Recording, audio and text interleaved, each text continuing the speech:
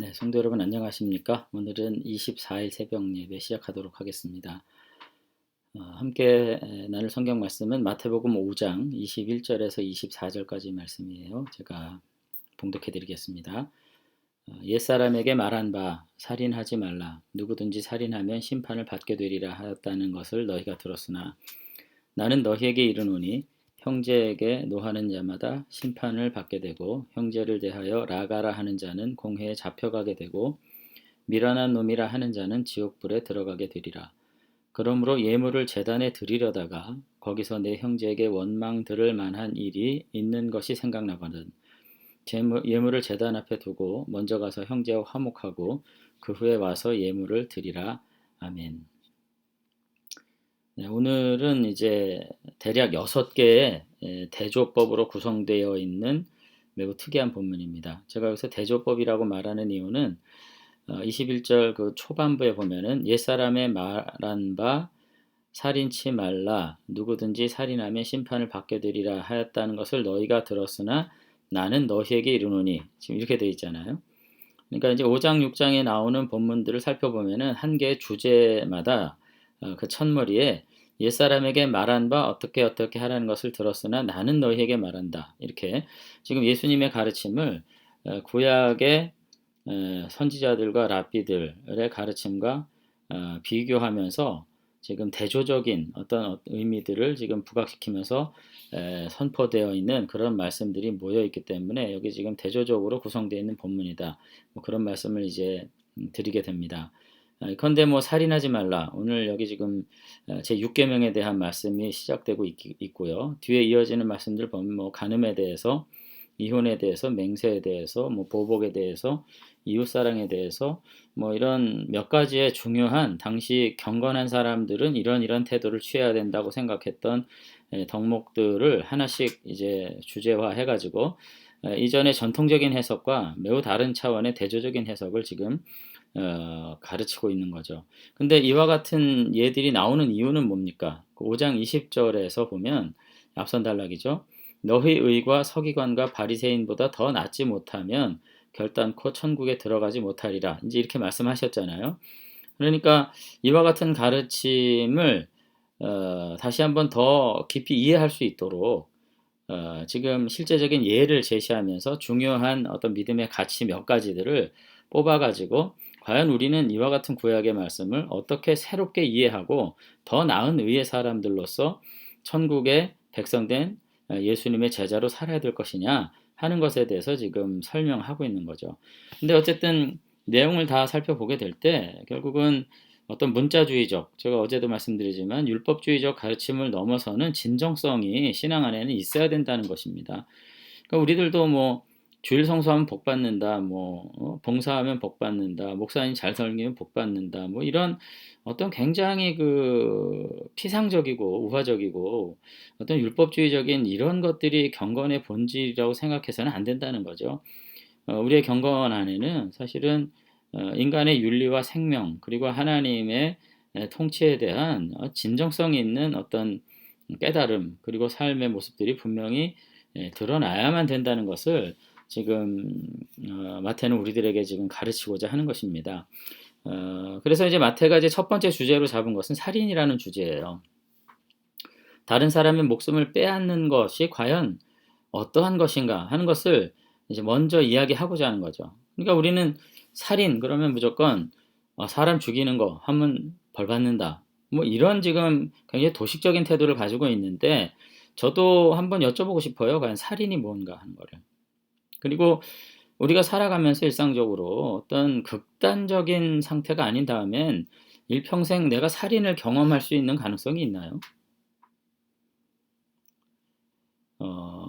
그런 점에서 우리가 과연 여기 본문에 나오는 그리고 십계명에 나오는 제6계명으로서 살인하지 말라는 본문이 의미하는 바가 무엇인가 하는 것들을 우리가 좀 깊이 생각해 보고 우리가 이웃에 대해서 어떠한 태도로 살아야 될지 하는 것을 우리가 생각해 볼 필요가 있는데 뭐 정리를 미리 드리자면은 이웃을 향해서 내가 가지게 되는 어떤 혐오와 어떤 분노 그리고 거기서부터 발현되는 어떤 인격적 살인, 혐오감을 표현한다든지 뭐 요즘에도 사실 뭐 학폭 뭐 미투가 지금 막 체육계에 일어나 가지고 굉장히 문제가 많잖아요. 그 어린 시절에 그 학생들에 대해서 이렇게 폭력을 가하고 어떤 자신이 가지고 있는 어떤 힘과 지위를 이용해 가지고 인격을 짓밟은 행위가 뭔가요? 사실은 인격 살인이죠. 그런 것 때문에 실제로 죽는 사람들도 있는 거잖아요. 뭐 성폭행 뭔가요? 그건 성적 범죄인가요? 그것에서 더 뛰어넘는 폭력적 행위죠. 인격 살인입니다. 그 사람이 자존감과 인격이 상처받아서 도무지 일상적인 삶을 수행할 수 없도록 만드는 영혼을 죽이는 일이고 이거는 물리적인 죽음과 동등한 것 지금이라고 지금 마태는 이야기를 하고 있는 거죠. 그래서 이와 같은 인격적 살인에 대해서 당시 유대인들이 만연해 있으면서 자신의 지위를 가지고 자신이 가진 권세를 가지고 자신의 힘을 가지고 자신이 최대한의 이득과 만족을 누리고자 해서 사람들을 무시하고 평가하고 인격적 살인을 무수히 감당하면서도 제6계명을 나는 지켰으니 하나님 앞에 제사 드리는 것에 문제가 없다 생각했던 기만적인 태도에 대해서 지금 마태는 이거 도무지 아니지 않냐 지금 그렇게 이의 제기를 이제 하고 있는 거죠. 우리가 그런 의미에서 다시 한번 우리가 이제 마태복음 오늘 본문을 이제 좀 살펴보면 이제 일단 21절은 출애굽기에 나오는 십계명의 제6계명을 지금 일단 봉독을 했고요. 그런데 그것에 대한 해석이 이제 22절부터 나오는 겁니다. 근데 뭐라고 되어 있냐면은 나는 너희에게 이르노니 그러니까 예수님께서 새로운 해석을 부여하셨다는 거죠. 뭐 새로운 해석이라보다 진정성 있는 해석인 거죠. 구약 시대도 사실 그와 같은 뜻이었던 겁니다. 형제에게 노하는 자마다 심판을 받게 된다. 이렇게 얘기를 하죠. 22절 상반절이에요. 그러니까 예수님은 살인 행위 이면에 있는 어떤 분노 그리고 그로 말미암는 어떤 증오심에 대해서 문제를 삼고 있습니다. 그러니까 이미 마음속에 그와 같은 분노를 가지고 형제를 바라보는 것부터 지금 심판의 대상이 되는 살인죄의 시작이다 이렇게 보는 거죠. 그러니까 실제로 살인을 결행하고 시행한 것부터 살인의 죄의 단계에 들어간 것이 아니라 마음으로 분노한 것에서부터 이미 전 과정이 만약에 그 전 과정까지 가지 않았더라도 그 모든 과정 안에 내가 이미 들어 있었던 것이죠. 가인처럼 말이죠. 마음속에 동생을 향한 살의를 가지고 있었어요. 하나님께서 너 다스려라 했는데 다스리지 못했던 것 우리가 보면 예수님께서 무슨 말씀하시는지 충분히 이해할 수 있을 것입니다. 그리고는 두 번째 단계가 뭐냐면은 실제로 죽이는 게 아니고 지금 예수님이 말씀하시는 거는 22절 중반절에 보면은 형제에 대하여 라가라 하는 자는 공회에 잡혀가게 되고 미련한 놈이라 하는 자는 지옥불에 들어간다. 이 바보다, 미련한 놈이다 이렇게 말했다는 겁니다. 근데 이 말도 사실은 단지 이웃을 향해서 욕설을 하는 것을 문제 삼는 것이 아니라 상대방에 대한 증오심을 가지고 인격적 살인을 감행하는 것, 이거 금하는 것입니다. 우리가 아무리 내 개인적인 분노와 내 개인적인 이해와 이득이 정말로 생각한다고 해도 상대방을 향해서 어떤 인격적 폭력을 가함으로써 그것이 인격적이라고 해서 뭐 정신적인 것만 말하는 것이 아닙니다. 실제로 폭행일 수 있고 살해일 수 있고요. 그 과정에서 더 문제 삼는 것은 뭐냐? 도무지 사람으로서 정말 이 모욕을 참아낼 수 없는 내 정상적인 삶에 도무지 유지될 수 없도록 정서적으로 파괴를 가져오는 이와 같은 일체의 인격적 살상 행위에 대해서 예수님께서는 이 모든 것들이 다 살인죄의 동일한 처벌을 받게 되는 것이다 라고 지금 이야기를 하고 있는 거죠. 그런 점에서 오늘 우리가 다시 한번 우리 시대에 이 십계명의 의미를 조금 더 생각해 볼 필요가 분명히 있습니다. 그냥 단순히 살인 안 하고 간음 안 하고 됐어 이렇게 하는 것으로서 과연 우리의 삶에 어떤 영적 유익이 있을까요? 뭐 여기에 해당하는 사람 아무도 없는데 저도 그런 적 없고요. 살인한 적 없고 간음한 적 없고 저도 도둑질한 적 없습니다. 그러니까 나는 경건의 최고봉이냐? 아니잖아요. 우리 사회에 더 문제가 되는 것은 실제로 살인도 문제지만 일상적으로 일어나는 모든 사회 단체에서 그것이 학교, 정치권, 뭐 종교계 할 것 없이 일어나는 이런 일체의 어떤 인격 말살의 이 형태를 전혀 문제시하지 않는 것, 권력을 가지고 있다 해서 힘을 가지고 있다고 해서 내가 뭔가 상대적인 우위를 점하고 있다고 해서 이 힘을 가지고 그 사람을 인격적으로 모독하고 인격적 살해 행위를 통해 가지고 소망을 말살시키는 이와 같은 일체의 모든 것에 대해서 너희들은 반드시 살인과 동일한 처벌이 대상이 된다고 하는 거 너희들이 생각해라. 오늘 그렇게 지금 이야기를 하고 있는 것이죠. 근데 놀라운 것은 이제 23절에 그와 같은 죄를 짓고서도 전혀 문제의식이 없어가지고 제물 드리러 성전에 간다는 거예요. 만약에 이것으로 내가 어떤 윤리적인 문제가 있고 양심에 꺼리낌이 있다면 가겠습니까? 근데 여기도 보면은 그러므로 예물을 제단에 드리러다가 거기서 내 형제에게 원망 들을 만한 일이 있는 것이 생각나거든 이렇게 얘기했는데 여기서도 이제 용서의 범주가 뭐냐면 고의적으로 이렇게 인격말살하고 고의적으로 상대방을 정말 살 소망을 잃어버리도록 폭행하는 이 모든 것들은 사실 구원과 용서의 대상이 있지도 않아요. 네, 이게 율법의 정신입니다. 사실 레위기에 23절에 보면 이 사람이 형제에 대해서 바보라 하고 라가라 하고 노하고 이렇게 했는데 사실 이게 의도적이거나 계획적이고 자신의 욕망을 취하기 위해서 행한 어떤 준비된 태도가 아니라 이것이 때로는 어떤 감상적, 감정적, 어떤 순간적, 어떤 그 충동 때문에 일어난 것일 수도 있는 것에 대해서 지금 얘기하고 있어요. 23절은. 그래서 드리려다가 생각나면 너 그러고서도 하나님 앞에 바로 설 수 있냐 이거죠. 하나님 앞에 설 수 없으니까 이 제의적 상황에서 내가 오히려 이와 같은 범죄 행위를 하고서 살인과 방불한 범죄 행위를 하고서 하나님 앞에 서는 것은 오히려 죽음을 가져오는 것이죠. 하나님 앞에. 이렇게 되니까 너 이거 감당해야 된다. 이거 해결해야 된다. 라고 지금 이야기를 하고 있는 것입니다. 그러면서 이 생각나면 어떻게 해야 되나요? 24절에 계속 보니까 예물을 제단 앞에 두고 먼저 가서 형제와 화목하고 그 후에 와서 예물을 드리라 이렇게 돼 있거든요. 여기 보면은 관계를 정상화해라 이렇게 얘기하고 있는데 사실 우리는 자꾸 화해하라 뭐 화목해라 이런 말에 대해서 굉장히 그 이해 없이 화목과 용서를 말하는 경우가 많이 있어요. 사실 화해라는 것은 어느 쪽에서 먼저 시작이 돼야 되냐면 폭력을 가해한 사람의 돌이킴에서부터 시작을 하는 겁니다. 폭력을 당한 피해자가 마음으로 용서하면 되는 게 아니에요, 이게. 그래서 오늘 본문도 24절에 재물을 제단 앞에 두고 이렇게 돼 있지만 원문에 보면 먼저 가라는 명령형이 맨 앞에 있어요. 먼저 가라. 누구보다요? 피해자보다 가해자가 먼저 가라. 예. 여러분 그것이 화해의 시작입니다. 우리도 최근에 지금 그 종군 위안부에 관계된 어떤 거짓된 논문 때문에 굉장히 들끓고 있잖아요. 서구적 시각에서는 그 화해하지 니네 그렇게 쫌스럽게 계속 이러고 있냐 이렇게 말하지만 이게 가능한가요? 당해보지 않고는 이거는 불가능한 상황이죠. 지금도 가해자가 오히려 떳떳하다고 나서는 상황에서 과연 화해가 가능할까? 불가능하죠. 이거 화해 안 했다고 그러면 문제가 되느냐? 이게 아닙니다. 이거는. 그러니까 이거는 이 다른 이의 잘못을 용서하라. 그리고서는 내면의 평화를 가지고 정신 승리해라. 그런 말씀들이 아니에요. 이거는. 자신이 형제에게 잘못을 범한 것에 대해서 깨닫게 되거든 적극적으로 자신의 잘못을 바로잡는 태도를 가지라는 겁니다. 죄를 범한 자가 먼저 자신의 죄에 대해서 바로잡고 그 뒤에 형제와의 관계를 정상화하기 위한 일체의 노력을 다하고 그렇게 해서 그와의 관계가 온전히 회복될 때 하나님은 너의 제사를 받으실 것이다. 자, 여기서 뭐 제사의 문제가 나왔는데 이스라엘에 있어서 가장 중요한 것은 하나님과의 동행의 삶이잖아요.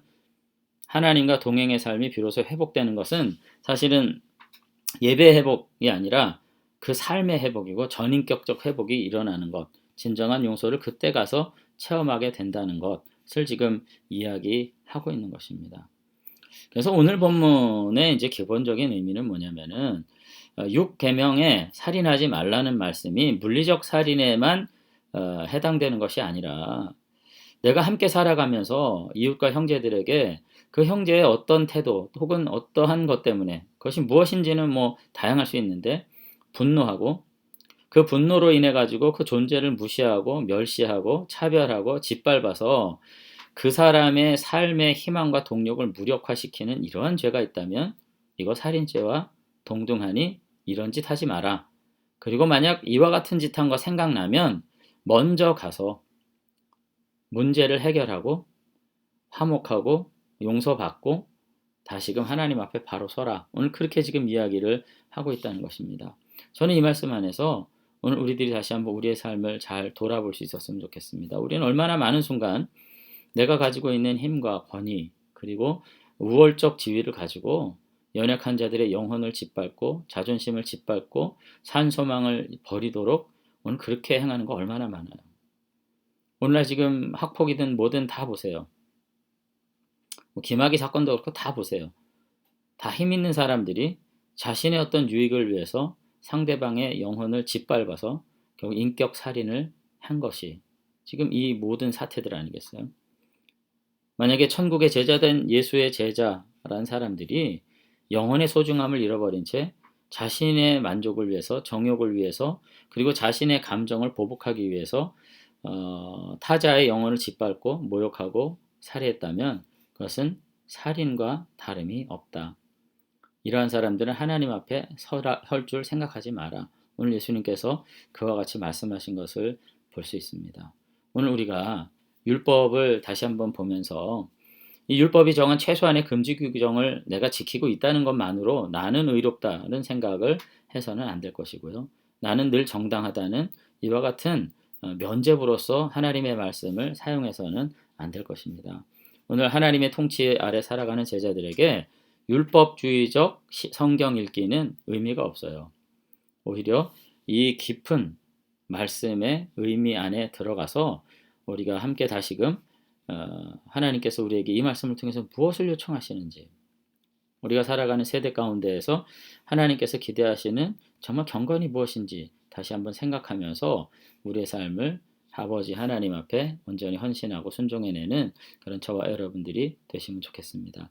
그래서 오늘은 살인하지 말라라고 하는 이 말씀에 대한 예수님의 정말 새로운 해석들을 통해서 다시 한번 나는 어떤 사람을 다시 인격적으로 짓밟는 가운데 혹은 모욕하는 가운데 어떤 강압적 힘으로 내가 짓누르며 살아오진 않았는지 이 모든 것에 대해서 다시 한번 우리 자신들을 돌아보고 우리 형제를 더욱 사랑하는 가운데 믿음 안에 세워줄 수 있는 이 거룩한 경건으로 하나님을 섬길 수 있는 저와 여러분들이 되시면 좋겠습니다. 그리고 교회가 아무쪼록 이 대사회와의 관계 속에서 교회가 가지고 있는 어떤 힘을 가지고 억압하고 어떤 특정한 부분들을 짓누르고 그것으로서 교회 목적을 달성하려는 이와 같은 태도를 갖는 것이 과연 바람직한지 다시 한번 돌아보면서 다시 한번 세상과 화해하고 대화하고 협력하고 그런 가운데 주의 뜻을 더 진리 가운데 바로 세울 수 있는 이와 같은 일들이 있을 수 있도록 우리 함께 협력하고 노력하는 그런 성도들이 되셨으면 좋겠습니다. 한번 기도하겠습니다.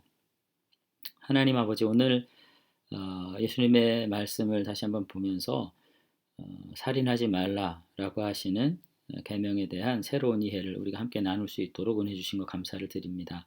하나님 무엇보다도 이 복잡한 세대 가운데서 우리가 갈등을 피할 수는 없지만 우리 안에 분노를 가지고 살지 않을 수 있도록 다시 한번 우리 마음 가운데 정한 마음 주시기를 원합니다. 그리고 우리가 가지고 있는 힘을 이용해서 우리의 우월적 지위를 이용해서 오히려 상대방을 억울하게 하고 힘들게 하고 인격을 모독하는 이와 같은 태도가 만연한 세상 가운데에서 다시 한번 교회와 성도들이 어떠한 존재로 살아야 될지를 고민하면서 이 시대의 불의와 더불어 싸울 뿐 아니라 나 자신을 다시 한번 경건한 삶 위에 세움으로써 모든 이들에게 화평을 전하는 복된 믿음의 사람들로 살아갈 수 있도록 하나님께서 우리를 붙잡아 주시옵소서. 무엇보다도 이와 같은 힘의 희생 가운데 신음하던 성도들이 있다면 주님 위로하시고 아버지 하나님께서 이 어린아이와 같은 연약한 자들의 편에서 그들을 신원하시고 보호하시는 아버지시라는 것 다시 한번 생각하면서 믿음의 주에 온전케 하시는 이를 바라보며 믿음으로 승리할 수 있도록 하나님께서 축복해 주시옵소서.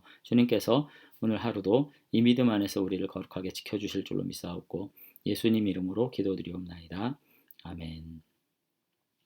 네, 오늘 하루도 화평하시고요. 믿음 안에서 형제 우애하는 가운데 하나님께서 누리시는 놀라운 샬롬, 평화를 누리시는 한날을 온전히 맞이하실 수 있게 되시길 바랍니다. 감사합니다.